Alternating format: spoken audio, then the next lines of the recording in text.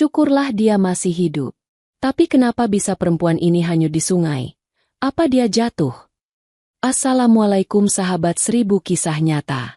Bayangkan, seorang pemulung sederhana menemukan wanita hanyut di sungai dengan tubuh penuh luka. Wanita itu tak ingat siapa dirinya. Tak tahu dari mana asalnya. Namun siapa sangka, keesokan harinya seorang pria kaya datang, mengaku sebagai suaminya. Dari situlah terungkap rahasia gelap, perselingkuhan, hingga rencana pembunuhan yang mengejutkan semua orang. Ternyata, sahabat semuanya, sebelum kita mulai ceritanya, mari semuanya untuk like, share, komen dari daerah mana kalian mendengarkan kisah ini, dan tentunya subscribe channel ini, agar kamu tidak ketinggalan kisah-kisah penuh inspirasi yang menggetarkan hati. Jangan lupa juga tekan tombol loncengnya, agar kamu jadi orang pertama yang tahu saat video terbaru hadir. Sekarang mari kita mulai ceritanya. Pagi itu kabut masih setia menempel di permukaan air sungai, menutup pandangan seperti tirai tipis yang enggan terbuka. Di tepi sungai yang sepi, sebuah gubuk reot berdiri, seakan berjuang menantang waktu. Di dalamnya, seorang pemuda bernama Asep baru saja terbangun. Usianya masih muda, 29 tahun, tapi wajahnya sudah dipahat oleh kerasnya hidup. Rambutnya sedikit acak-acakan. Tubuhnya kurus tapi berotot karena tiap hari membawa beban karung berisi barang rongsokan. Asep duduk sebentar di tikar pandan yang sudah bolong di sana-sini, menatap atap seng yang basah oleh embun. Ia menarik napas panjang. Kehidupan seperti ini sudah jadi sahabatnya sejak lama. Kesendirian yang ditemani suara air sungai dan jangkrik. Tak ada istri, tak ada anak, tak ada kerabat yang tinggal bersama. Hanya dia dan segala rutinitas yang berulang. Seperti biasa, Asep bangkit lalu menyalakan kompor minyak tanah. Api kecil menari dengan suara khas, dan ia segera menaruh panci berisi air di atasnya. Ia selalu merebus air tiap pagi, sebuah kebiasaan kecil yang tidak pernah ia tinggalkan. Air itu nanti akan ia simpan untuk malam hari dan pagi berikutnya. Sederhana, tapi itulah yang membuatnya merasa tenang. Setelah itu ia menyiapkan sarapan seadanya. Singkong rebus sisa semalam ia ambil dari piring kaleng di sudut dapur. Tak ada lauk, tak ada minuman manis, hanya singkong yang sudah agak keras. Namun Asep tidak pernah mengeluh. Dengan perlahan ia mengunyah, sembari menatap keluar jendela kecil yang sudah retak. Di luar, sungai tampak berkilau samar karena cahaya matahari mulai menembus kabut. Begitulah hidupnya. Pagi rebus air, sarapan singkong, lalu pergi memanggul karung kosong untuk mencari barang bekas. Karung itu selalu ia bawa di punggung, menjadi teman setia sekaligus saksi diam atas langkah-langkahnya. Setelah selesai sarapan, ia mengangkat jerigen kecil, mengisi dengan air rebusan yang sudah dingin semalam. Bekal itu penting, sebab di tengah kerja nanti rasa haus sering datang tiba-tiba. Dengan pakaian sederhana, kaos kusam dan celana pudar, menjerangkan topi kain kusam untuk menahan panas, Asep melangkah keluar rumah. Karung putih besar ia angkat ke punggung. Sandal jepit tua menemaninya menapaki jalan setapak di pinggir sungai. Embun masih menempel di rumput, membuat langkahnya sesekali licin. Sungai mengalir deras, membawa daun-daun kering, ranting, dan sesekali sampah plastik yang hanyut entah dari mana. Jalan setapak di pinggir sungai masih basah oleh embun. Rumputnya menggigil, gemerisik kecil seperti bisik anak kecil yang takut dimarahi. Asep melangkah pelan, memastikan pijakan tidak licin. Sungai di sisi kanan tampak lebar. Arusnya membawa daun dan ranting, kadang sepotong kayu yang terantuk batu lalu berputar melawan arah. Bagi Asep, sungai adalah tetangga yang cerewet. Ia suka menggerutu, tapi melindungi dari sunyi. Sampai langkah kesekian, ada sesuatu yang mengusik. Di kejauhan, di antara kilau air dan bayang pepohonan, Asep melihat bentuk yang tidak biasa. Bukan ranting, bukan karung, bukan ban bekas. Sesuatu itu mengikuti arus, mengambang pelan lalu tersentak saat menyentuh riak. Asep mempersempit mata. Dadanya seperti diseret oleh rasa cemas yang datangnya tanpa aba-aba. Ia mempercepat langkah. Jantung Asep berdetak lebih cepat. Semakin ia mendekat, semakin jelas bentuk itu. Rambut panjang tergerai, gaun berwarna pink yang penuh motif bunga, tapi basah dan robek. Tubuh itu, tubuh manusia. Asep tidak sempat berpikir banyak. Karung di punggungnya ia lempar ke rerumputan. Topi kainnya jatuh tanpa ia hiraukan, dan ia menceburkan diri ke sungai. Air memeluk tubuhnya dengan dingin menusuk. Arus mencoba mendorongnya mundur, tetapi Asep merangsek maju, menabrak riak, memotong jalur dengan tangan yang bergetar antara takut dan tekad. Jarak tinggal 10 langkah. 5, 3. Ia menangkap bahu rapuh itu. Tubuhnya ikut terhuyung karena dorongan arus. Dengan susah payah ia membelokkan arah, menyeret ke tepian, menahan bobot perempuan itu dan berjuang melawan arus. Batu licin menggoda untuk membuatnya tergelincir, namun Asep menolak kalah. Dengan susah payah ia menyeret langkah ke tepi. Napasnya memburu, dadanya sesak, tapi ia tidak boleh menyerah. Satu tangannya menahan batu agar tidak hanyut, tangan lainnya mengangkat tubuh yang tak berdaya itu. Setibanya di tepi, Asep meletakkan tubuh wanita itu di atas rumput basah. Nafasnya terengah-engah, tapi matanya langsung memeriksa keadaan. Ada hembusan napas. Lemah, tetapi ada. Asep menutup mata sekejap. Rasa lega jatuh seperti hujan pertama setelah musim kemarau. Ada luka di pelipisnya, goresan di lengan, siku dan lututnya lecet. Mungkin karena terbentur batu ketika hanyut. Gaun itu masih basah, berat oleh air. Kainnya melekat pada kulit. Kontras dengan lumpur dan darah yang menempel. Tanpa banyak berpikir, Asep langsung mengangkatnya lagi. Ia menggendong tubuh itu. Langkahnya tertatih. Tapi semangatnya lebih kuat. Setiap hentakan kakinya di tanah basah adalah doa agar wanita itu bisa selamat. Jalan menuju gubuknya terasa panjang. Namun akhirnya ia sampai juga. Di dalam gubuk kecil itu, Asep segera membaringkan perempuan tersebut di kasurnya.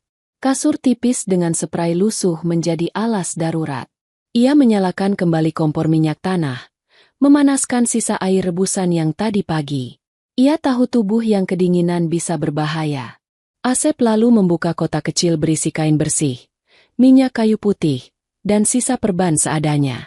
Dengan hati-hati ia membersihkan luka di pelipis, mengompres dengan air hangat, lalu menutup luka dengan kain bersih. Ia juga mengikat luka di lutut dan siku.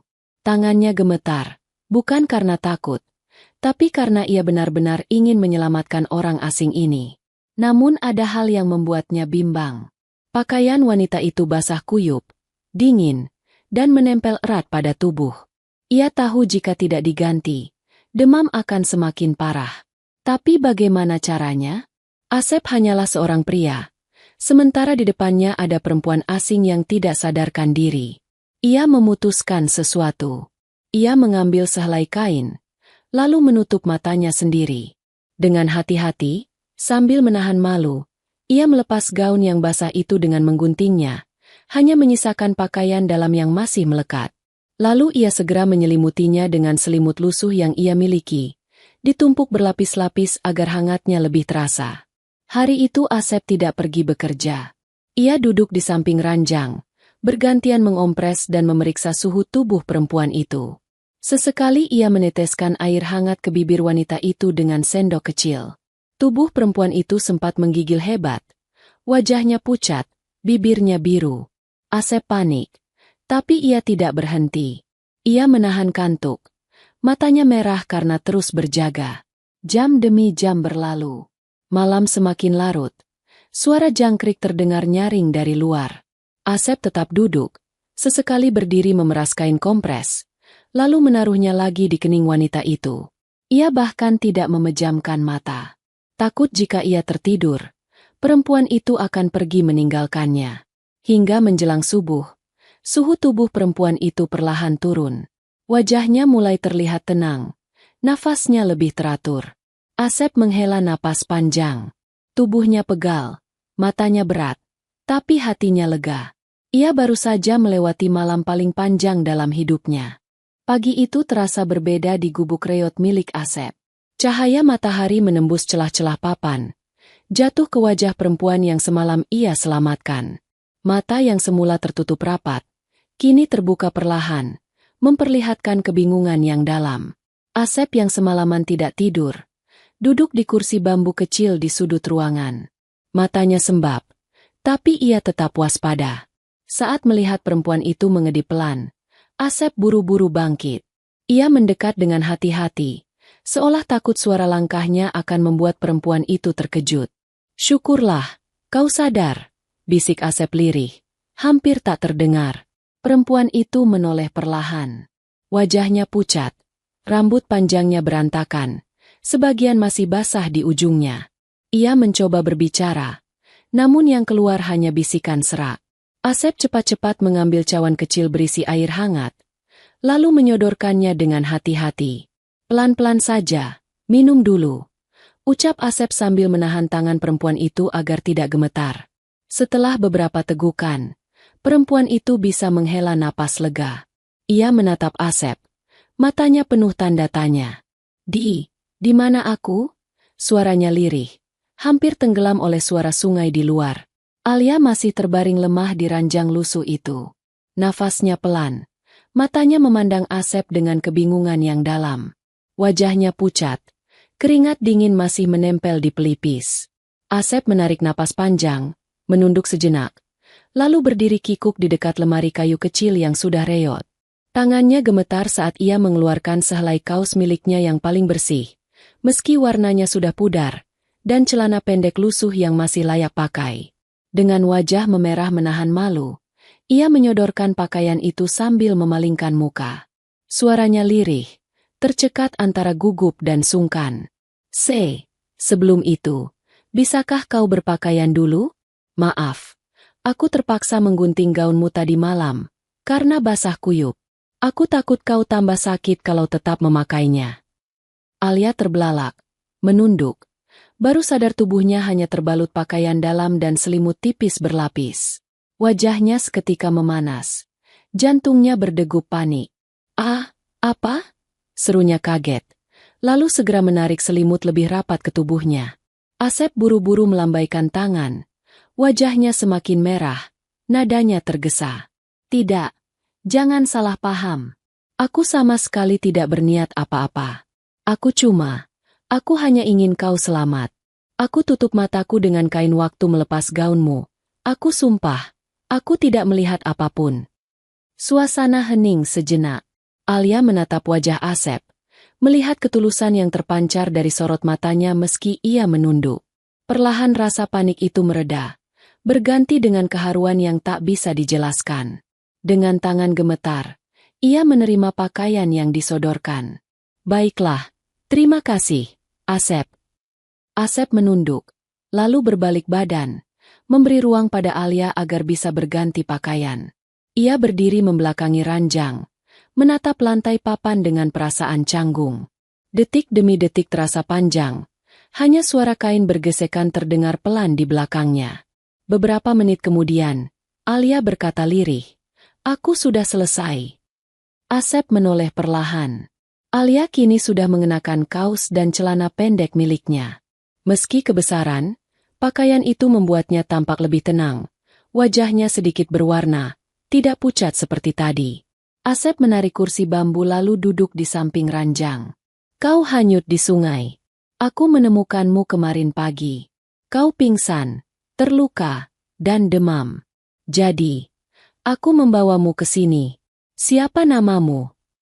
Wanita itu mengernyit, memegangi pelipis yang masih dibalut kain. Aku tidak ingat. Aku tidak tahu siapa namaku. Aku tidak tahu kenapa aku bisa di sungai." Asep menatapnya penuh iba. Ia memang tidak tahu harus bagaimana, tapi hatinya langsung tergerak melihat kebingungan itu. Ia berusaha menenangkan. "Tidak apa-apa. Yang penting kau selamat dulu. Ingatanmu mungkin akan kembali pelan-pelan." Wanita itu diam, matanya berkaca-kaca. Ia menunduk, seolah berusaha mengingat sesuatu. Namun semakin ia memaksa, semakin kepalanya terasa sakit.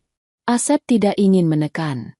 Ia mengambil kain bersih, mengganti kompres di kening perempuan itu. Gerakannya sederhana, tapi penuh ketulusan. Saat sedang mengganti kain, mata Asep menangkap kilauan di leher perempuan itu. Ada sebuah kalung perak tipis, dengan bandul kecil berbentuk hati. Di permukaannya terukir nama, Alia. Asep tersenyum kecil, lalu berkata lembut, "Kalau begitu, aku panggil kau Alia saja. Sesuai tulisan di kalungmu. Mungkin itu namamu." Perempuan itu memegang bandul itu, menatapnya lama. Bibirnya bergerak pelan, mencoba mengucapkan, "Ah, Lia."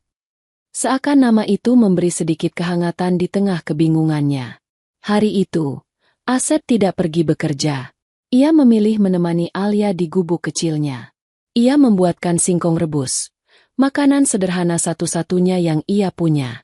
Dengan sedikit ragu, ia menyodorkan piring kaleng itu. "Maaf, cuma ini yang ada. Semoga kau bisa menerimanya," ucap Asep. Alia menatap singkong itu. Bukan makanan mewah, bahkan terlihat terlalu sederhana. Namun entah kenapa, saat ia menyantapnya perlahan, ada rasa syukur yang tak bisa ia jelaskan. Singkong itu terasa lebih hangat dari makanan apapun yang pernah ia makan sebelumnya. "Terima kasih, Asep," bisiknya, walaupun ia sendiri baru saja mengenal nama itu. Asep hanya tersenyum, lalu menjawab, "Aku yang berterima kasih, Alia. Karena kau masih hidup." Hari itu, Alia mulai bisa berjalan pelan, meski masih lemah. Luka di pelipis dan sikunya membuat geraknya terbatas. Namun semangatnya untuk berdiri membuat Asep kagum. Alia beberapa kali meyakinkan Asep, "Pergilah bekerja, jangan khawatirkan aku. Aku bisa menjaga diri di sini." Awalnya Asep menolak. Ia takut meninggalkan Alia sendirian. Namun Alia menatapnya dengan mata penuh keteguhan. "Kau sendiri butuh makan, kan? Jangan berhenti bekerja hanya karena aku. Aku akan baik-baik saja." Akhirnya, siang itu Asep pergi. Ia membawa karungnya seperti biasa, melangkah di jalan setapak. Tapi pikirannya tidak tenang. Bayangan wajah Alia terus menari di benaknya. Ia khawatir, takut sesuatu terjadi pada perempuan itu. Sementara di gubuk, Alia duduk di tepi ranjang, meraba kalungnya lagi. Ada perasaan asing di dadanya, antara takut dan bingung. Ia menatap keluar jendela, melihat sungai yang terus mengalir. Hatinya gelisah, seakan ada sesuatu yang menunggu, sesuatu yang belum siap ia hadapi. Menjelang sore, Asep pulang dengan langkah tergesa. Namun apa yang ia lihat membuatnya terhenti. Di depan gubuk kecilnya, terparkir dua mobil mewah berwarna hitam mengkilap. Pintu mobil terbuka. Dua pria berjas berdiri di depan rumahnya. Asep panik. Ia segera berlari, membuka tirai pintu gubuknya. Di dalam, Alia duduk di ranjang. Wajahnya pucat, tatapannya bingung. Di hadapannya, seorang pria dengan jas abu-abu mahal berdiri tegap. Wajahnya tampan, rambutnya rapi. Aroma parfum mahal tercium kuat. Begitu Asep masuk, pria itu menoleh, menatapnya tajam. Dengan suara datar ia berkata, "Aku Arman, suami Alia. Aku datang menjemput istriku." Dada Asep berdegup kencang. Kata-kata itu menusuk telinganya. "Suami?" Alia menoleh ke arah Asep. Wajahnya semakin bingung. Ia tidak ingat apapun. Namun kata, "Suami," itu membuat dadanya bergetar aneh. Apakah benar ia istri pria ini? Jika iya, kenapa hatinya terasa menolak? Di gubuk reot itu, udara tiba-tiba terasa berat. Asep berdiri kaku. Alia menatap dengan bingung, dan Arman berdiri dengan penuh percaya diri, seakan dunia ada di tangannya. Pertemuan yang seharusnya membawa jawaban, justru menebarkan tanda tanya yang lebih besar. Dan sore itu, kehidupan Asep dan Alia tidak akan pernah sama lagi. Suara mesin mobil mewah meraung di depan gubuk reot milik Asep. Asap tipis dari knalpot mengepul, menutupi pandangan sejenak. Dua pria berjas hitam berdiri kokoh di sisi mobil. Wajah mereka keras, tatapan tajam seperti penjaga gerbang yang tidak mengenal belas kasihan.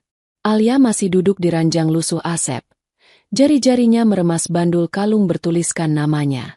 Tubuhnya gemetar, bukan karena udara dingin, tapi karena hatinya yang bergejolak. Pria bernama Arman berdiri angkuh di hadapannya. Jas abu-abunya rapi, jam tangan mahal berkilau di pergelangan. Aura kekuasaan dan uang memancar jelas dari dirinya. Aku suamimu, Alia. Aku datang menjemputmu pulang. Ucap Arman dengan nada yang tak bisa ditolak. Alia terdiam. Ingatannya masih kosong.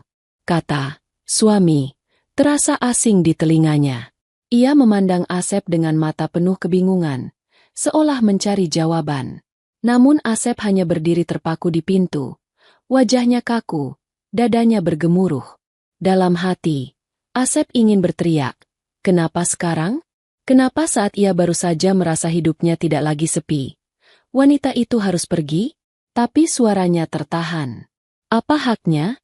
Ia hanyalah seorang pemulung, sementara pria di depannya datang dengan mobil mewah, pengawal, dan mengaku sebagai suami sah. Alia mencoba berdiri. Kakinya masih lemah, tubuhnya hampir terhuyung. Refleks.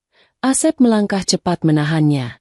Pelan-pelan, kau masih lemah, bisik Asep lirih. Arman menatap gerakan itu. Matanya menyipit tajam. Ada ketidaksukaan yang ia sembunyikan di balik senyum dinginnya. Ia melangkah mendekat, lalu dengan lembut namun penuh tekanan, menggenggam tangan Alia. Kau harus ikut denganku sekarang. Tempatmu bukan di gubuk kumuh ini. Alia menarik tangannya perlahan, ragu. Tapi, aku tidak ingat apa-apa.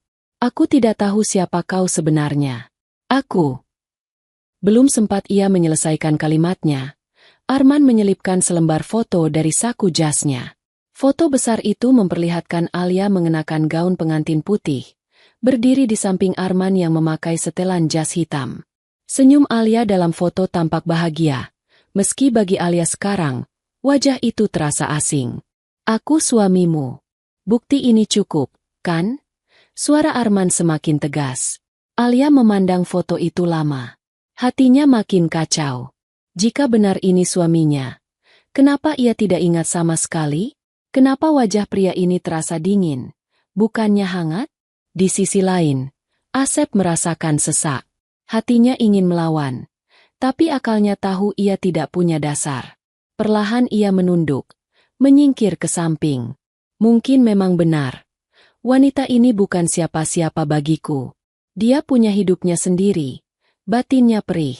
Akhirnya, dengan langkah ragu, Alia mengikuti Arman keluar dari gubuk. Dua pengawal membukakan pintu mobil, dan tubuh ringkih Alia pun masuk. Sebelum pintu ditutup, matanya sempat menoleh ke arah Asep. Tatapan itu penuh kebingungan, seakan ada sesuatu yang ingin ia katakan, tapi tak mampu diucap. Mobil melaju meninggalkan debu di jalan setapak. Asep berdiri terpaku, menatap kepergian itu dengan dada sesak.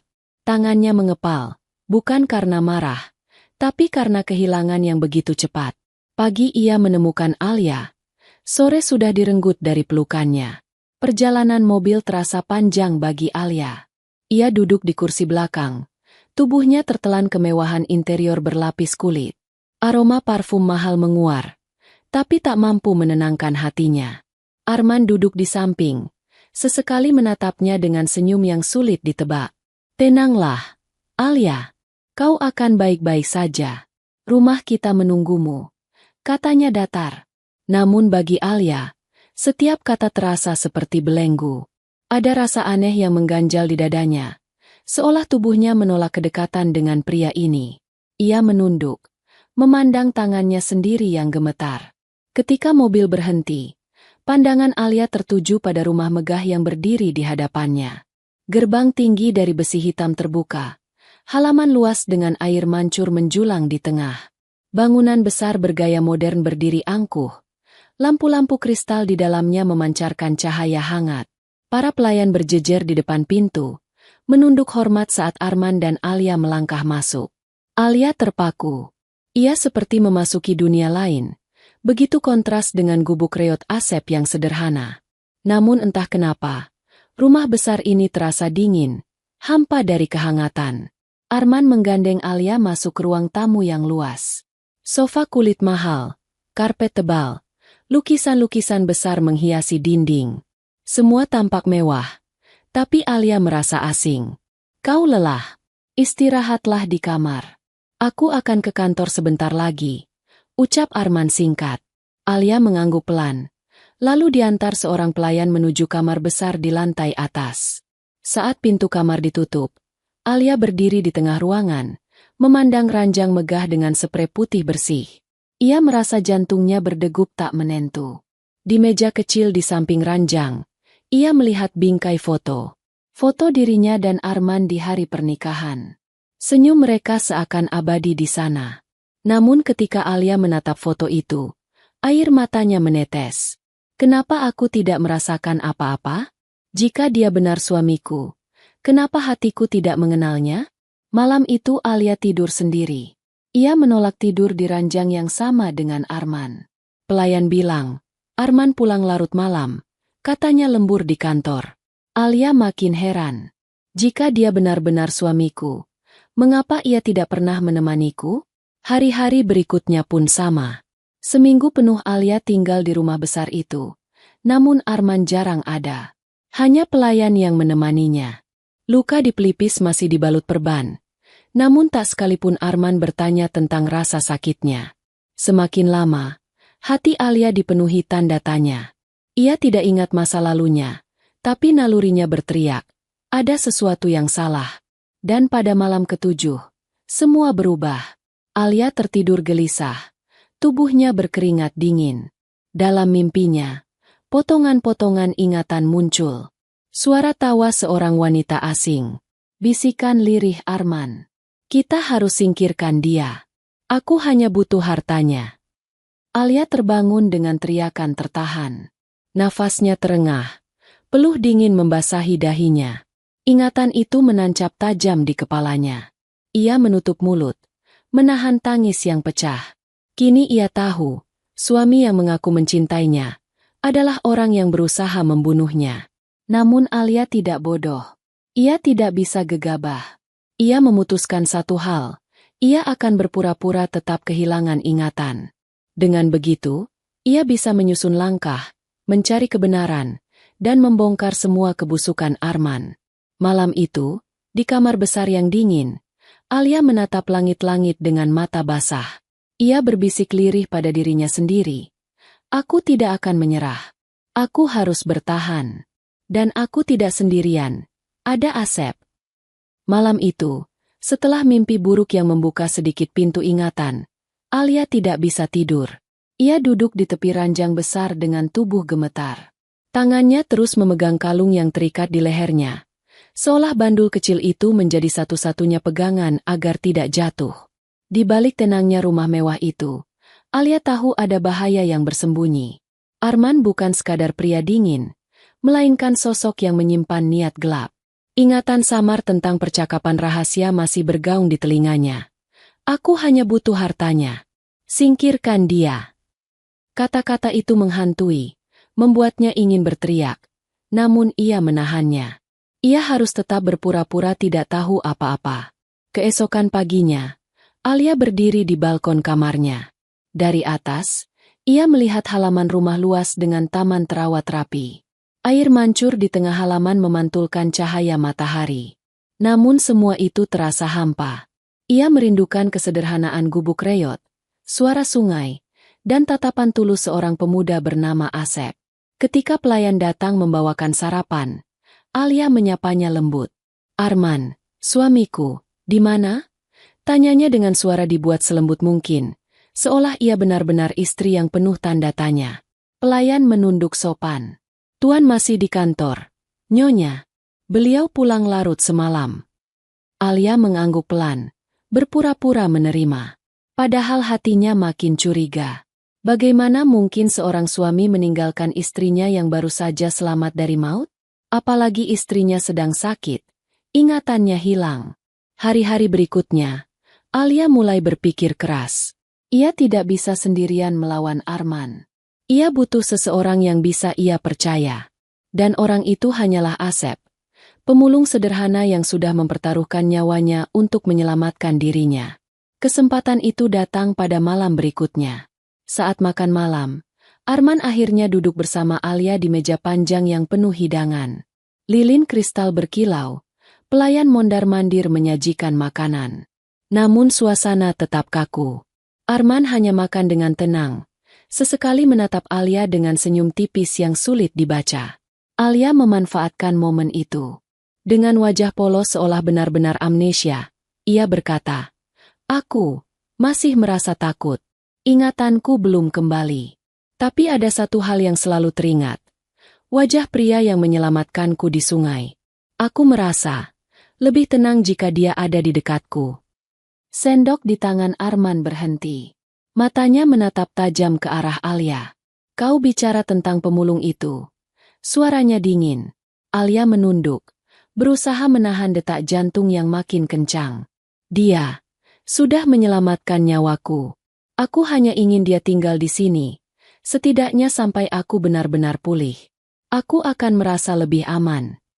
Udara di ruang makan itu mendadak berat.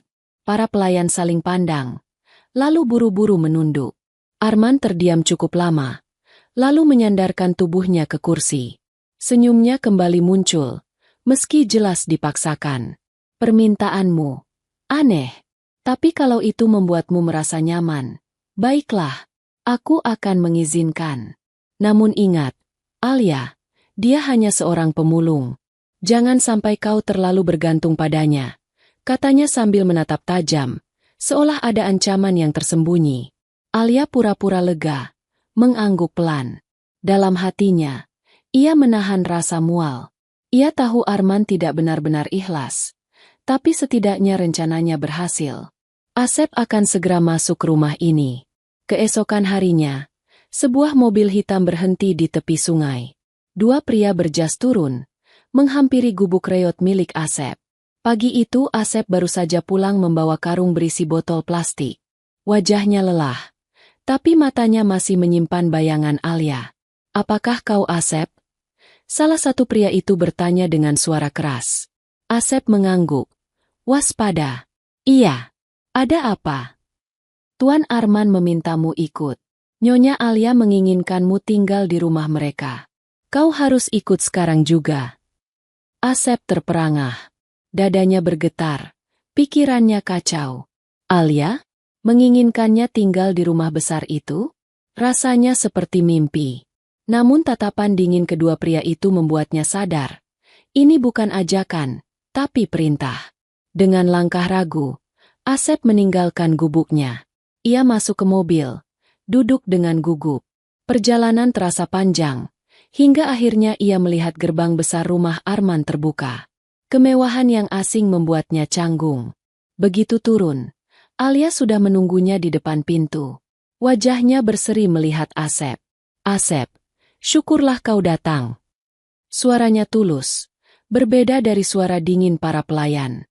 Asep hanya bisa menunduk, menahan gejolak perasaan. "Kenapa? Kau menginginkanku di sini?" tanyanya pelan. Alia mendekat, berbisik dengan suara nyaris tak terdengar. "Aku akan jelaskan nanti. Tolong, jangan pergi. Aku butuh bantuanmu." Tatapan mata Alia penuh harap. Asep terpaku. Dalam hati, ia tahu dirinya hanyalah pemulung miskin yang tak pantas berdiri di rumah semewah ini.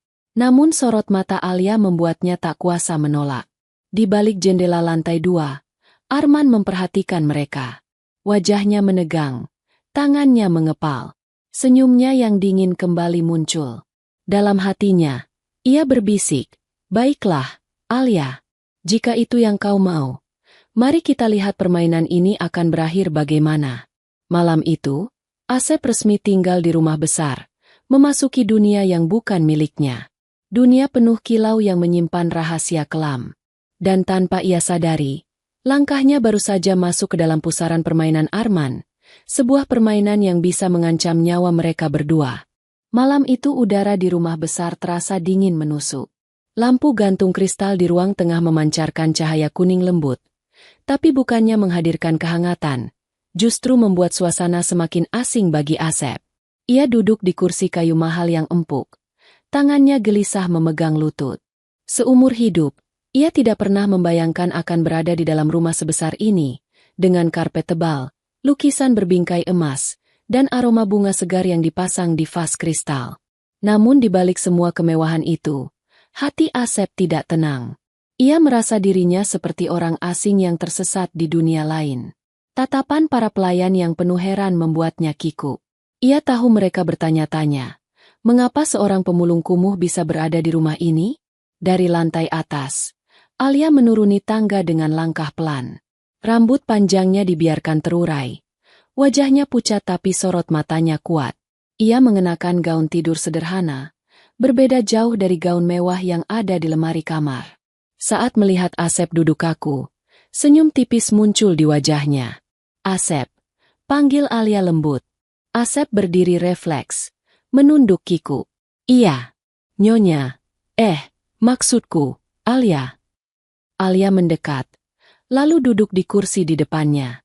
Ia menatap Asep lama, seakan mencari ketenangan dari wajah sederhana pemuda itu. Kau tidak perlu panggil aku begitu. Cukup Alia saja. Asep mengangguk pelan. Hatinya berdebar. Ia ingin bertanya banyak hal, tapi lidahnya keluh. Hingga akhirnya, Alia sendiri yang membuka pembicaraan. Asep, ada sesuatu yang harus kau tahu.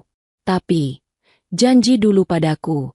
Jangan cerita pada siapapun, terutama pada Arman. Asep menegakkan badan. Aku janji. Kau bisa percaya padaku. Alia menarik napas panjang, lalu mulai bercerita. Suaranya lirih, tapi penuh keteguhan. Malam itu, sebelum aku hanyut di sungai, aku sebenarnya mendengar sesuatu yang tidak seharusnya. Aku mendengar percakapan Arman dengan seorang wanita. Aku tidak tahu siapa dia, tapi jelas mereka punya hubungan. Dari percakapan itu, aku tahu, Arman hanya menginginkan hartaku.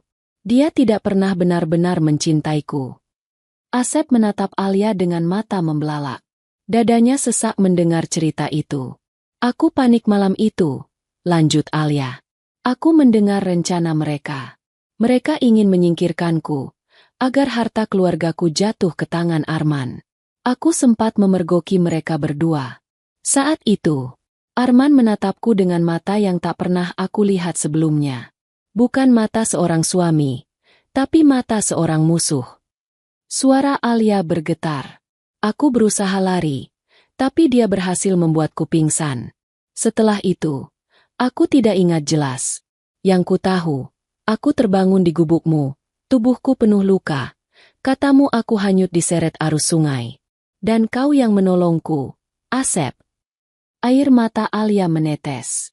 Ia menutup wajahnya dengan telapak tangan. Tubuhnya bergetar karena rasa sakit yang kembali menyeruak. Asep maju setapak, ingin menenangkan. Alia, jadi, suamimu, dia yang berusaha membunuhmu. Alia mengangguk pelan. Matanya menatap lurus pada Asep. Benar, tapi aku tidak bisa langsung menuduhnya. Aku harus berpura-pura. Bagi Arman, aku masih istri yang kehilangan ingatan. Dengan begitu, dia akan lengah, dan aku bisa mencari bukti pengkhianatannya. Asep terdiam. Jantungnya berdetak kencang. Pikirannya berputar. Semua ini terlalu besar untuk dipikul seorang pemulung sederhana. Namun tatapan Alia yang penuh harap membuatnya tidak bisa menolak. Aku butuh bantuanmu, Asep. Suara Alia penuh keteguhan. Aku tidak bisa melawan sendiri. Kau satu-satunya orang yang bisa kupercaya. Aku ingin kau tetap di sini, membantuku mengumpulkan bukti perselingkuhan Arman. Jika kita berhasil, semua orang akan tahu siapa dia sebenarnya. Hening panjang menyelimuti ruangan.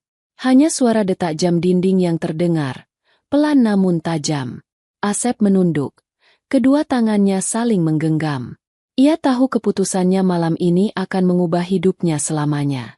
Akhirnya ia mengangkat wajahnya, menatap Alia dengan mata mantap. Aku akan membantumu. Walaupun aku hanya seorang pemulung, aku tidak akan biarkan kau sendirian menghadapi ini. Kalau Arman berbuat salah, kebenaran harus terungkap. Mata Alia berkaca-kaca, namun kali ini bukan karena sedih, melainkan karena lega. Ia meraih tangan Asep, menggenggamnya erat. Terima kasih, Asep. Aku tidak tahu bagaimana aku bisa membalas kebaikanmu. Kau bukan hanya penyelamat nyawaku, tapi juga penyelamat hatiku. Dalam genggaman itu, ada kekuatan baru yang lahir. Dua jiwa dari dunia berbeda kini terikat dalam satu tujuan, menjatuhkan Arman, pria yang menyimpan rahasia kelam. Namun di luar sana, di balik pintu kamar yang tertutup rapat, langkah pelan terdengar menjauh. Seseorang baru saja berdiri cukup dekat untuk mendengar sebagian percakapan mereka. Sosok bayangan itu tidak lain adalah salah satu anak buah Arman. Wajahnya dingin, bibirnya menyunggingkan senyum tipis. Ia berjalan menuju ruang kerja Arman, lalu mengetuk pintu dengan pelan. Dari dalam terdengar suara berat yang penuh wibawa. "Masuk." Anak buah itu menunduk, lalu berbisik. "Tuan, sepertinya Nyonya Alia belum benar-benar kehilangan ingatan." Dia bicara dengan pemulung itu, seakan-akan tahu sesuatu. Arman yang semula duduk santai di kursi kulit, menegakkan tubuhnya. Senyum tipis muncul di bibirnya. Ia menyalakan cerutunya, menghembuskan asap tebal. "Bagus. Biarkan dia berpikir dia pintar. Biarkan dia merasa aman bersama pemulung itu. Pada waktunya, aku sendiri yang akan pastikan Alia tidak akan pernah bisa mengungkap apapun." Api kecil di ujung cerutu itu menyala, memantulkan cahaya merah di mata Arman yang dingin. Malam itu, permainan baru saja dimulai. Dan Asep, pemulung sederhana yang hanya ingin menyelamatkan, kini terjebak di medan berbahaya yang bisa merenggut nyawanya kapan saja. Sejak malam itu, gubuk reot di tepi sungai hanya jadi kenangan samar bagi Asep. Kini hari-harinya dihabiskan di rumah besar milik Arman, sebuah dunia yang baginya terasa asing. Karpet tebal, lampu kristal, dinding berlukis pemandangan mahal, semua itu bukan dunianya. Namun Alia membutuhkannya di sini. Itu cukup alasan bagi Asep untuk bertahan. Pagi hari, ketika matahari baru naik, Asep terbiasa berdiri di halaman belakang. Udara segar bercampur wangi bunga dari taman, tapi pikirannya tidak pernah bisa tenang. Ia selalu waspada. Di balik pagar tinggi, ia merasa ada mata yang mengintai, ada bayangan yang mengikuti langkahnya. Sesuatu yang tidak bisa ia lihat jelas, tapi ia bisa merasakannya. Alia sering menghampirinya di pagi hari.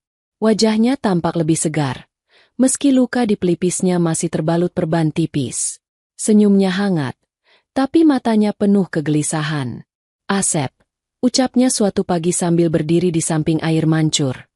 "Aku punya firasat buruk. Arman sepertinya sudah mencurigai aku. Dia terlalu diam. Justru itu yang membuatku takut." Asep menoleh, menatap Alia serius. "Apa yang kau rencanakan sekarang?" Alia menggenggam kalungnya erat. "Aku harus tahu kebenarannya. Aku yakin dia masih berhubungan dengan wanita itu. Jika kita bisa mendapatkan bukti perselingkuhannya, aku akan lebih mudah menjatuhkannya. Tapi aku tidak bisa melakukannya sendirian." Asep mengangguk pelan. "Aku akan menjagamu. Katakan apa yang harus kulakukan." Tatapan Alia melembut. "Untuk saat ini, cukup temani aku. Pastikan aku tidak sendirian. Karena aku tahu, rumah ini penuh mata-mata." Hari-hari berikutnya berjalan tegang. Alia tetap berpura-pura amnesia di depan Arman.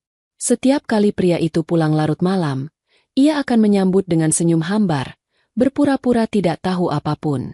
Arman selalu bersikap manis di depan pelayan, menanyakan kabar Alia dengan suara lembut, seakan benar-benar suami yang perhatian.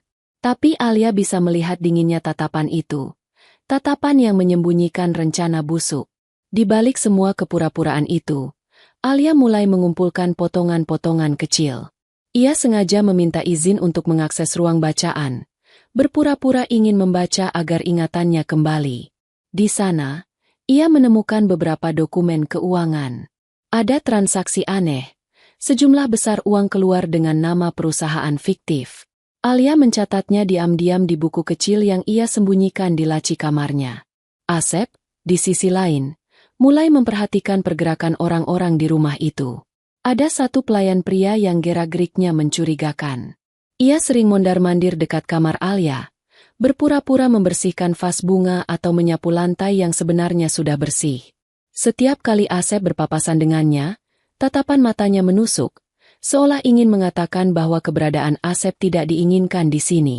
Malam itu, ketika rumah sudah sunyi, Asep keluar sebentar ke halaman untuk menghirup udara.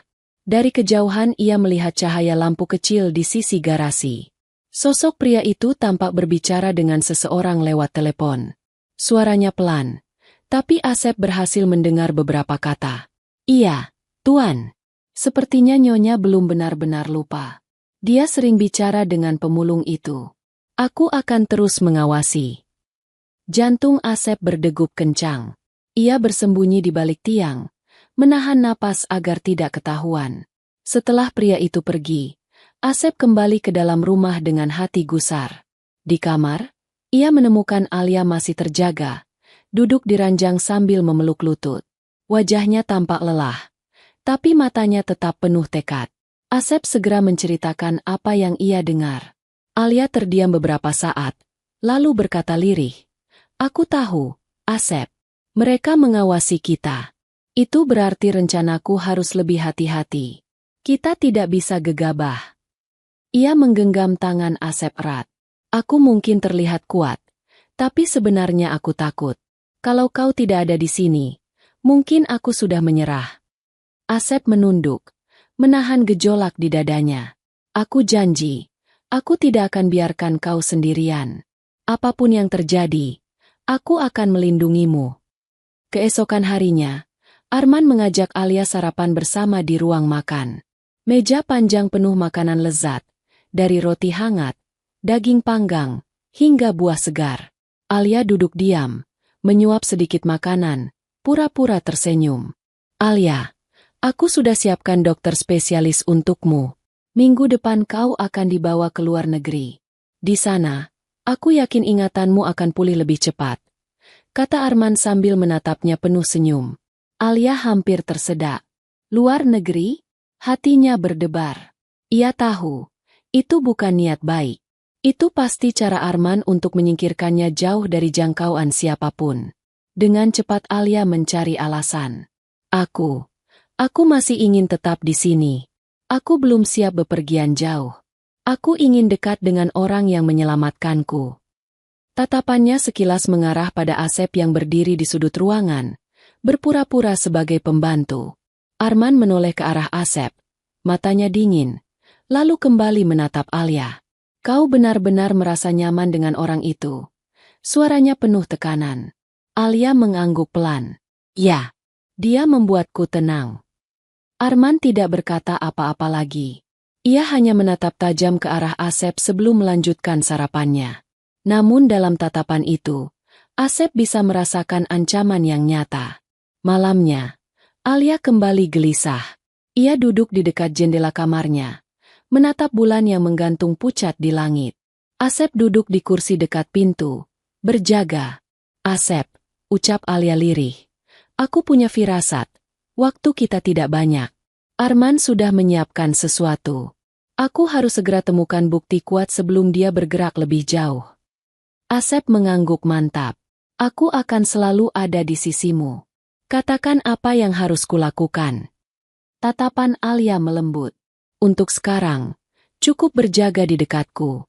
Kehadiranmu saja sudah membuatku berani." Keheningan menyelimuti kamar itu. Di luar, angin malam membawa suara samar dari pepohonan. Namun di balik semua itu, ada bayangan yang bergerak di kegelapan, mengawasi setiap langkah mereka. Dan tanpa mereka sadari, permainan Arman semakin mendekati puncaknya. Malam berganti pagi, tapi hati Alia tidak pernah benar-benar tenang. Semakin hari, ia semakin yakin bahwa Arman sedang menyusun sesuatu.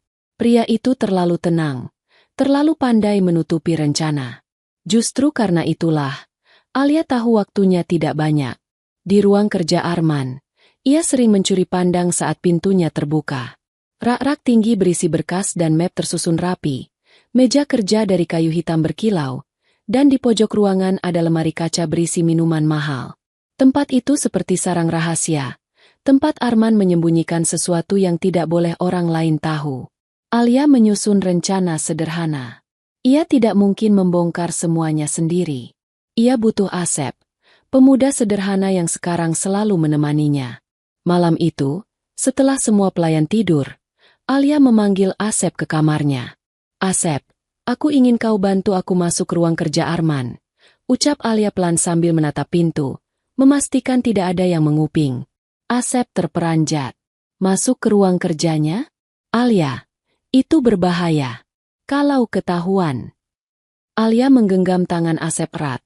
Suaranya bergetar tapi tegas. "Aku tahu. Tapi aku harus punya bukti. Aku yakin di sana ada jejak perselingkuhannya, atau transaksi yang bisa membuka kedoknya. Tanpa bukti, aku tidak bisa berbuat apa-apa." Asep menunduk, ragu, tapi tatapan mata Alia penuh keyakinan. Dan Asep, sekali lagi, tidak sanggup menolak. "Baiklah, aku akan menjagamu. Kita lakukan ini bersama-sama." Kesempatan itu datang 2 malam kemudian. Arman pergi keluar kota dengan alasan urusan bisnis. Rumah megah itu lebih sepi dari biasanya. Hanya beberapa pelayan yang berjaga. Alia berpura-pura sakit agar tidak diganggu. Sementara Asep diam-diam berkeliling mencari jalan masuk ke ruang kerja. Kunci pintu ruang kerja Arman memang tidak bisa dibuka sembarangan. Namun Asep yang terbiasa membuka gembok karung dan pintu rongsokan, mencoba dengan jarum besi tipis yang ia temukan di dapur. Tangannya gemetar, keringat dingin menetes di pelipisnya. Alia berdiri di belakangnya, menahan napas. Klik, pintu itu akhirnya terbuka. Mereka masuk perlahan. Ruangan besar itu gelap, hanya diterangi cahaya bulan dari jendela. Rak-rak buku menjulang, dan di atas meja ada tumpukan map yang tertata. Aroma tembakau tipis masih tercium, seakan Arman baru saja duduk di sana kemarin. Alia segera menuju meja kerja. Tangannya gemetar saat membuka laci. Ia menemukan beberapa dokumen keuangan. Matanya membesar saat membaca. Ada transfer besar ke rekening seorang wanita bernama Melanie. Jumlahnya tidak main-main, ratusan juta. Dilakukan berulang kali. "Itu dia," bisik Alia. "Ini bukti kalau dia mendukung wanita itu dengan uangku." Asep berdiri di sampingnya, ikut membaca sekilas. Kalau ini diketahui orang lain, reputasi Arman bisa hancur. Alia mengangguk. Ia memasukkan catatan kecil ke dalam saku gaunnya, menyalin beberapa detail transaksi dengan cepat. Namun saat ia hendak menutup laci, matanya menangkap sesuatu lagi. Sebuah foto terselip di antara berkas. Foto itu memperlihatkan Arman sedang bersama seorang wanita muda. Mereka berdua tampak akrab, berdiri di depan sebuah apartemen mewah. Senyum Arman di foto itu begitu berbeda, hangat, penuh gairah, sesuatu yang tidak pernah Alia lihat sejak mereka menikah. Air mata Alia hampir jatuh, tapi ia cepat-cepat menahannya. Jadi benar. Hatinya bukan milikku sejak awal. Asep melihat wajah Alia menegang, lalu berkata lirih. "Alia, jangan larut dalam sakit. Fokus pada apa yang bisa kita gunakan." Alia menutup mata sejenak, menarik napas panjang. Ia tahu Asep benar. Ia tidak boleh hanyut dalam luka. Ia harus kuat. Namun tiba-tiba, suara langkah kaki terdengar di luar pintu. Mereka berdua membeku.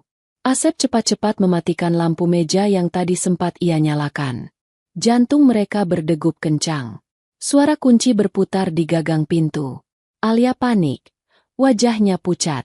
"Itu Arman," bisiknya. Tanpa pikir panjang, Asep menarik Alia ke balik rak buku besar. Mereka bersembunyi di balik bayangan gelap. Pintu terbuka perlahan. Cahaya dari lorong masuk ke ruangan. Namun yang masuk bukan Arman, melainkan pelayan pria yang selama ini sering mencurigakan. Ia membawa senter kecil. Matanya menyapu ruangan. Ia melangkah mendekati meja, membuka laci yang tadi Alia periksa. Wajahnya menegang saat melihat dokumen berantakan. Alia menutup mulut dengan tangan, menahan napas. Asep memeluknya erat agar ia tidak bergerak. Suara detak jantung mereka seolah bisa terdengar sampai luar. Pria itu berdiam sejenak, lalu berbisik pelan seakan sedang melapor lewat alat kecil di telinganya. "Tuan, sepertinya ada yang sudah membuka ruang kerja ini." Dokumen terlihat berubah. Suara Arman terdengar samar dari seberang. dingin dan tegas. Awasi terus. Jangan biarkan ada yang tahu sebelum aku kembali. Jika perlu, habisi. Tubuh Alia merinding. Ia menatap Asep dengan mata ketakutan. Asep membalas tatapannya dengan sorot yang sama. Tegang, tapi berusaha kuat. Malam itu, di balik rak buku gelap, dua jiwa itu menyadari satu hal. Bahaya sudah begitu dekat. Lebih dekat daripada yang mereka duga. Dan perang melawan Arman baru saja dimulai. Pagi berikutnya rumah besar itu terlihat biasa saja. Pelayan masih sibuk mondar-mandir membawa nampan. Taman masih disiram. Dan suara burung masih terdengar di pepohonan halaman. Namun bagi Alia dan Asep, pagi itu terasa menyesakan. Mereka tahu, semalam ada mata yang mengintai. Rahasia mereka sudah nyaris terbongkar. Alia duduk di balkon kamarnya, menatap kosong ke arah gerbang besi yang menjulang tinggi. Tangannya gemetar memegang secari kertas kecil. Catatan tentang transaksi keuangan Arman. Setiap angka di situ seperti bom waktu yang siap meledak jika jatuh ke tangan yang tepat. Asep berdiri tak jauh darinya, bersandar pada pintu dengan wajah serius. Semalam kita hampir ketahuan. Kalau pelayan itu tahu kau ada di ruang kerja, habislah kita. Alia, ini berbahaya. Alia menoleh, sorot matanya tegas. Justru karena itu kita tidak boleh diam. Kita sudah tahu sebagian kebenaran. Sekarang saatnya menyusun siasat. Aku tidak mau selamanya hidup dalam bayang-bayang ancaman Arman. Aku harus membuktikan pada semua orang bahwa dia bukan suami yang baik, melainkan pengkhianat. Asep menghela napas panjang. Ia tahu ucapan Alia benar, tapi hatinya berat. Ia hanya seorang pemulung, hidupnya sederhana. Tiba-tiba harus melawan pria berkuasa dengan harta melimpah. Namun setiap kali ia melihat Alia, keyakinannya muncul. Ia tidak bisa mundur. Hari itu, Alia mulai melangkah lebih berani. Saat Arman pulang malam harinya, Alia sengaja berpura-pura manja. Ia menanyakan hal-hal kecil, mencoba mengulur waktu agar Arman merasa nyaman. Arman, kau selalu sibuk. Apa kau tidak lelah? Tanya Alia dengan nada polos, seolah benar-benar istri yang tak tahu apa-apa. Arman tersenyum tipis. Lalu mengelus pipi Alia. Aku lelah, tapi semua ini kulakukan demi kita. Alia menunduk, berpura-pura tersipu, padahal dalam hatinya muak. Dari sudut ruangan, Asep melihat semua itu, dadanya berdesir aneh. Namun ia tahu, Alia sedang memainkan perannya dengan baik. Malam itu, setelah Arman pergi lagi ke ruang kerjanya, Alia segera menghampiri Asep di koridor. Kau lihat? Dia terlalu percaya diri. Itu yang akan jadi kelemahannya, bisik Alia. Asep mengangguk. Lalu apa langkah kita selanjutnya? Alia menatap lurus ke matanya. Aku harus menemukan wanita itu. Selirnya. Jika aku bisa membuktikan hubungannya dengan Arman, semua orang akan percaya.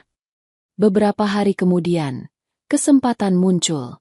Alia mendapat kabar dari salah satu pelayan wanita yang simpatik padanya. Diam-diam, pelayan itu berkata bahwa Arman sering menghilang ke sebuah apartemen di pusat kota, bersama seorang wanita muda bernama Melanie. Mendengar itu, Alia dan Asep saling berpandangan. Inilah jalan yang mereka tunggu. Malam berikutnya, Alia berpura-pura tidur lebih awal. Begitu Arman pergi dengan mobil hitamnya, Alia keluar dari kamar dan menemui Asep yang sudah menunggu di halaman belakang. Asep, kita ikuti dia, ucapnya tegas. Asep menelan ludah, hatinya berdebar kencang. Apa kau yakin? Kalau kita ketahuan. Aku sudah terlalu lama hidup dalam ketakutan. Malam ini aku ingin tahu semuanya. Potong Alia. Asep mengangguk. Lalu mereka berdua menaiki taksi tua yang disiapkan dengan bantuan pelayan baik hati itu. Sopir taksi, seorang pria tua, mengerti tanpa banyak tanya. Mereka mengikuti dari jauh mobil Arman yang melaju di jalanan kota yang ramai. Sekitar setengah jam kemudian, mobil Arman berhenti di depan sebuah apartemen mewah. Dari balik kaca mobil, Alia melihat jelas. Arman turun, lalu seorang wanita muda bergaun merah menghampirinya. Senyum wanita itu hangat, Tangannya langsung melingkar di lengan Arman. Alia terdiam. Dadanya sakit.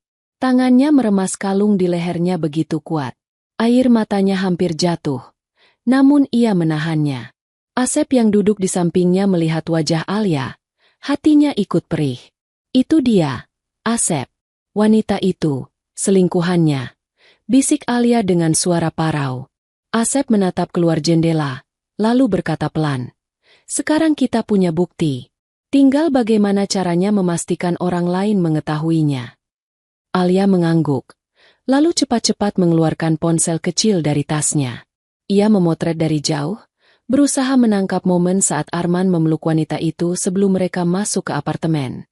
Namun mereka tidak menyadari, ada mata lain yang ikut mengawasi. Salah satu anak buah Arman yang sejak lama curiga, melihat keberadaan taksi tua itu. Ia menghubungi seseorang lewat ponselnya.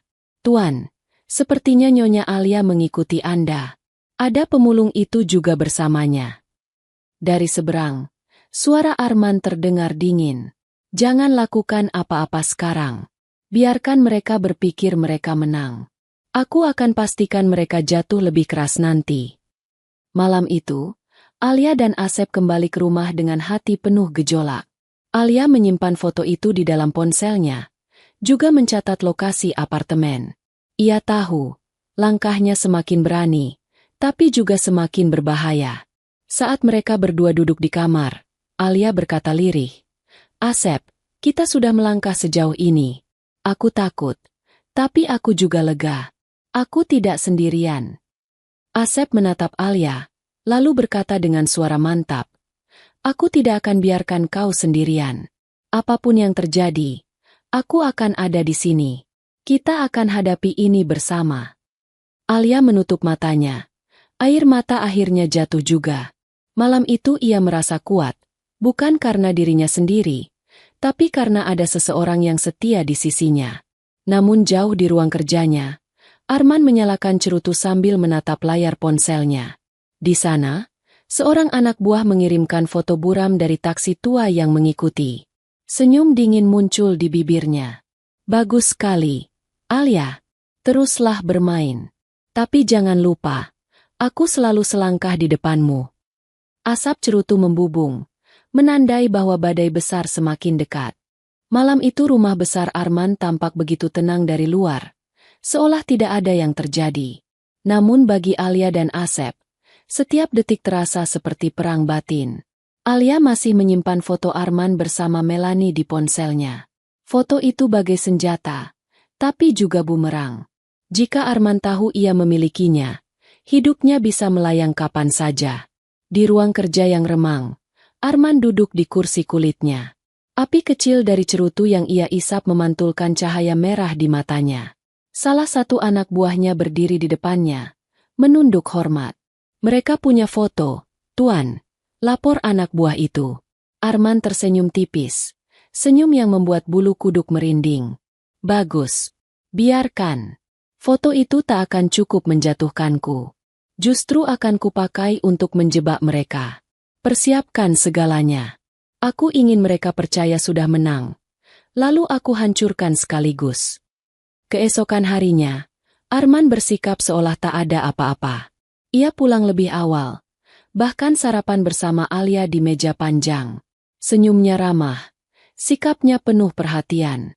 Ia menanyakan luka di pelipis Alia, bahkan menyuruh pelayan menyiapkan buah segar khusus untuknya.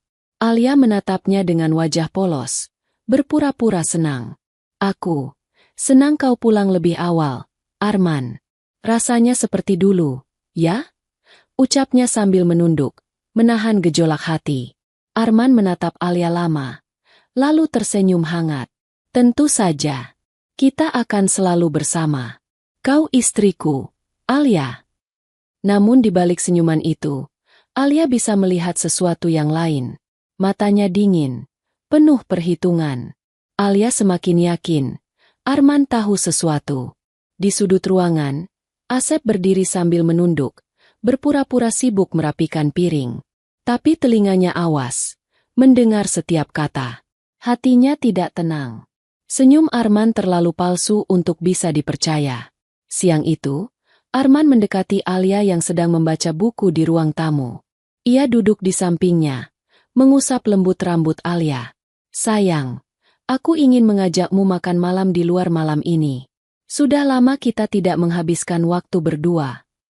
Alia tersentak dalam hati. Ia tahu ajakan itu bukan hal biasa. Arman jarang, bahkan hampir tidak pernah, mengajaknya makan malam bersama sejak ia kembali ke rumah. Ada sesuatu di balik ajakan itu. Namun Alia berpura-pura bahagia. Makan malam? Itu ide bagus. Arman, aku senang mendengarnya. Arman tersenyum puas. Bagus.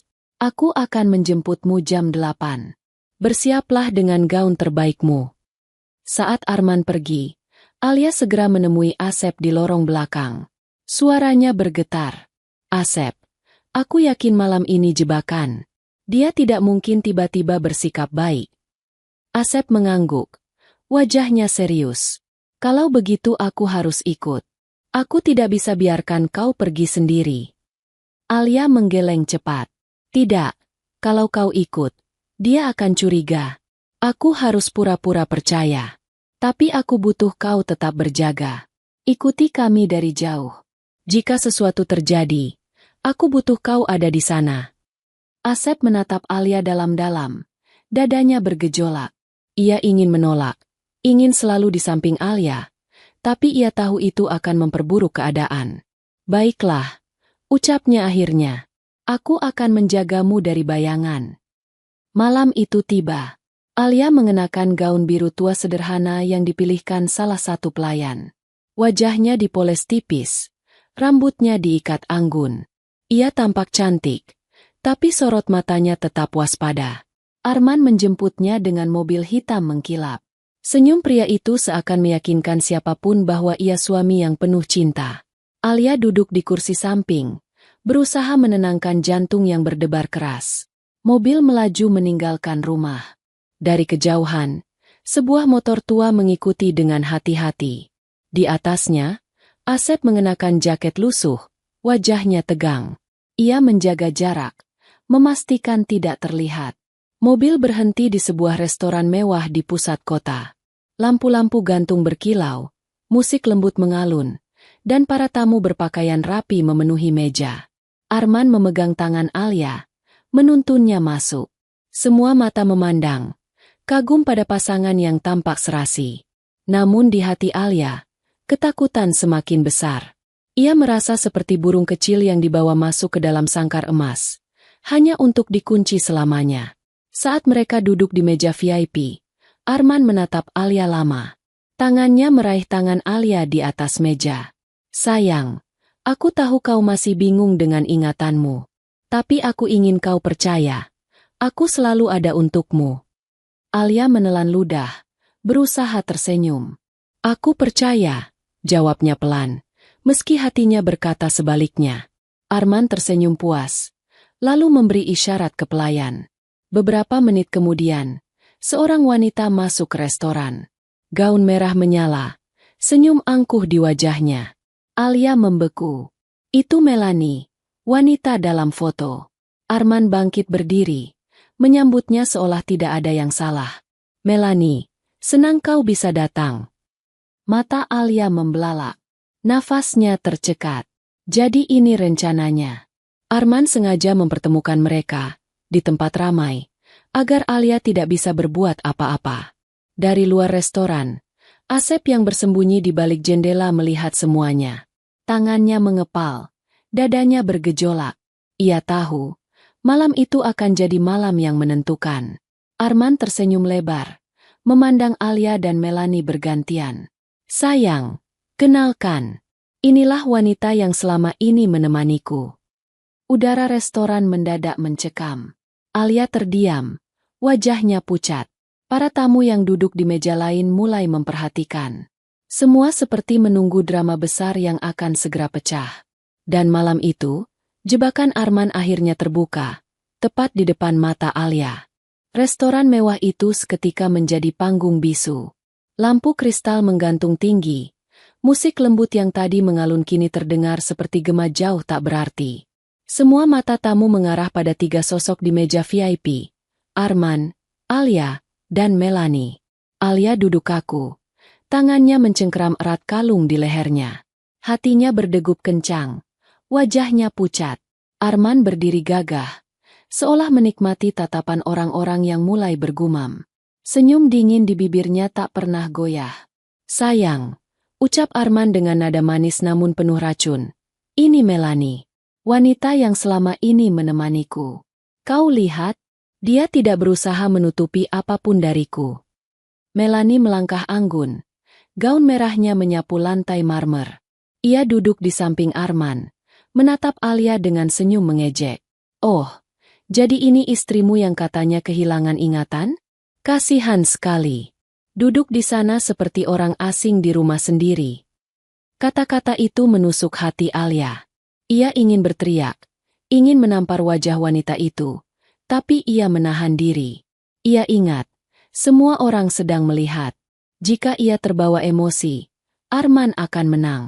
Arman memegang tangan Melanie di depan mata semua tamu. "Aku tidak ingin lagi bersembunyi. Malam ini aku ingin semua orang tahu. Kau bukan apa-apa lagi. Alia, aku sudah menemukan pengganti yang lebih layak."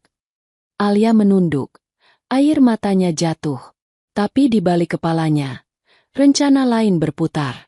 Ia tahu, malam ini bisa jadi akhir, atau justru awal kebebasan. Dari luar restoran, Asep melihat semuanya lewat kaca jendela. Tangannya mengepal, giginya terkatup rapat. Ia ingin masuk, ingin menyeret Alia keluar dari neraka itu.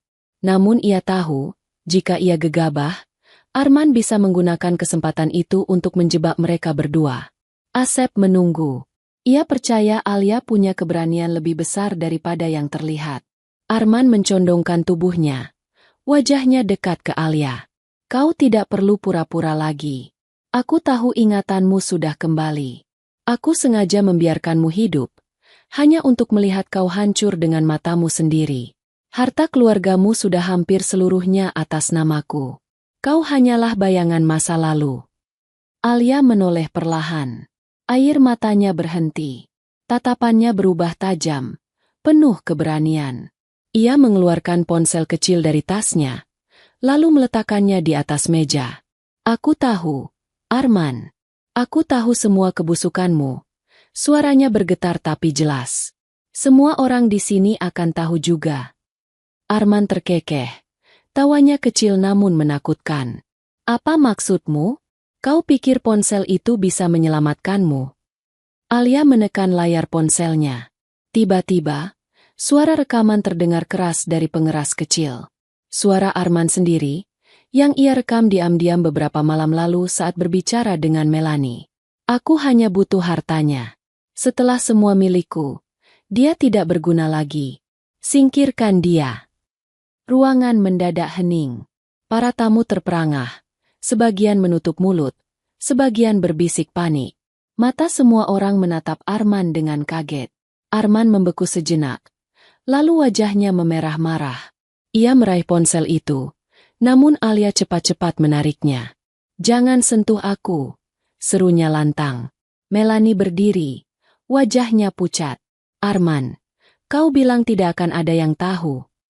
"Diam," bentak Arman, mendorong Melanie hingga hampir jatuh. Adegan itu justru semakin memperburuk keadaan. Para tamu mulai berdiri, sebagian merekam dengan ponsel mereka. Alia berdiri tegak.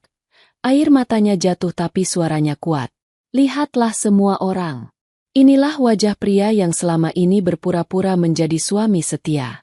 Dia mencoba membunuhku demi hartaku. Malam ini aku tidak takut lagi." Arman kalap. Ia meraih pisau kecil dari meja, membuat semua orang terpekik. "Kalau begitu kau tidak akan keluar hidup-hidup dari sini, Alia." Saat itu juga, Asep menerobos masuk dari pintu samping. Dengan cepat ia menahan tangan Arman sebelum pisau itu menyentuh Alia. "Cukup, Arman," teriaknya. Wajahnya tegang. Pertarungan kecil terjadi di tengah restoran mewah. Asep dan Arman saling dorong. Suara kursi dan meja berjatuhan. Alia menjerit, tapi matanya tetap fokus pada ponsel yang masih merekam segalanya. Beberapa tamu pria ikut membantu menahan Arman. Polisi yang dipanggil oleh salah satu pelayan segera tiba, menyeret Arman yang masih berontak. Wajahnya merah, matanya penuh kebencian. "Aku akan kembali. Alia, kau akan menyesal," teriaknya saat dibawa pergi. Melanie menunduk ketakutan. Tubuhnya gemetar. Semua orang menatapnya dengan jijik. Setelah semua reda, Alia terduduk di kursi, tubuhnya lemas. Asep berlutut di sampingnya, menatapnya dengan penuh rasa khawatir. "Kau baik-baik saja?" Alia menatapnya. Air mata berlinang. Aku bebas. Asep. Aku tidak percaya ini akhirnya berakhir." Asep menggenggam tangannya erat. "Kau tidak sendiri lagi. Mulai sekarang, kau tidak perlu takut." Para tamu masih bergumam. Beberapa mendekati Alia untuk memberi dukungan. Namun bagi Alia, hanya satu hal yang penting malam itu. Kebenaran akhirnya terungkap. Ia selamat bukan hanya karena keberaniannya, tapi juga karena ketulusan seorang pemulung sederhana yang tak pernah meninggalkannya. Malam itu, di bawah lampu jalan yang temaram, Alia dan Asep berjalan keluar restoran. Angin malam berhembus lembut, seolah ikut membersihkan luka yang selama ini mengikat Alia. Alia menatap Asep dengan senyum tipis. "Kalau bukan karena kau, aku mungkin sudah mati di sungai waktu itu." Asep menggeleng. "Tidak, Alia. Kau yang kuat.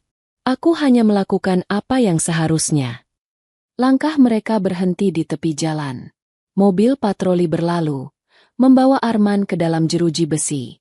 Alia menarik napas panjang, lalu berbisik lirih. "Terima kasih, Asep. Aku bebas. Dan aku tahu, kebebasan ini tidak akan pernah ada tanpa keberanianmu." Di malam kebenaran itu, kisah Alia akhirnya menemukan titik terang. Semua kebohongan terkuak, semua topeng runtuh. Dan di antara reruntuhan itu, berdiri dua jiwa yang pernah dipertemukan arus sungai, seorang wanita yang diselamatkan, dan seorang pemulung sederhana yang menjadi pahlawannya. Sungai yang dahulu menyeret tubuh Alia nyaris ke ambang maut, justru menjadi saksi pertemuan yang mengubah segalanya. Dari arus deras itu, ia menemukan Asep, seorang pemulung sederhana yang hatinya jauh lebih berharga daripada segala harta yang pernah ia miliki. Arman, dengan segala tipu daya dan kekayaannya, akhirnya tersungkur oleh kebenaran. Topengnya runtuh di hadapan banyak orang.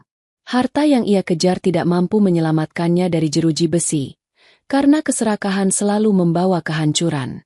Sedangkan Alia, meski hatinya sempat hancur, menemukan keberanian untuk berdiri. Ia sadar, kebahagiaan bukanlah rumah megah atau gaun mewah, melainkan rasa aman, ketulusan, dan cinta yang tidak ternilai. Dan semua itu ia temukan dalam sosok Asep, pemuda yang tidak pernah meninggalkannya sejak hari pertama ia terseret arus. Kisah ini menjadi pengingat bahwa hidup seringkali menuntun kita ke jalan yang tak pernah kita duga. Dari gelapnya sungai, lahir secercah cahaya. Dari kesendirian seorang pemulung, terjalin ikatan yang tak bisa dipatahkan oleh waktu. Dan malam itu, ketika semuanya berakhir, Alia berbisik lirih di bawah langit berbintang. "Aku telah kehilangan ingatan, tapi Allah menghadirkan seseorang yang membuatku mengingat kembali arti hidup." Cerita selesai. Dan begitulah akhir dari kisah malam ini. Alia akhirnya bebas dari jeratan suami yang penuh tipu daya. Semua kebohongan terungkap, dan ia menemukan ketulusan dari seorang pemulung sederhana bernama Asep. Dari sinilah kita belajar bahwa kekuasaan dan harta tidak pernah bisa mengalahkan ketulusan hati. Kadang, dari seseorang yang paling tidak kita duga, justru kita menemukan arti hidup yang sebenarnya. Sahabat semuanya, ambil hikmah dari cerita ini. Jangan pernah meremehkan orang lain hanya karena penampilan. Karena bisa jadi, justru dari merekalah Allah menolong kita. Terima kasih sudah mendengarkan cerita ini. Jika kalian suka dengan ceritanya, klik like, tinggalkan komentar, dan share cerita ini, agar kami semakin semangat menyajikan kisah-kisah inspiratif lainnya. Sampai jumpa di video berikutnya. Wassalamualaikum warahmatullahi wabarakatuh.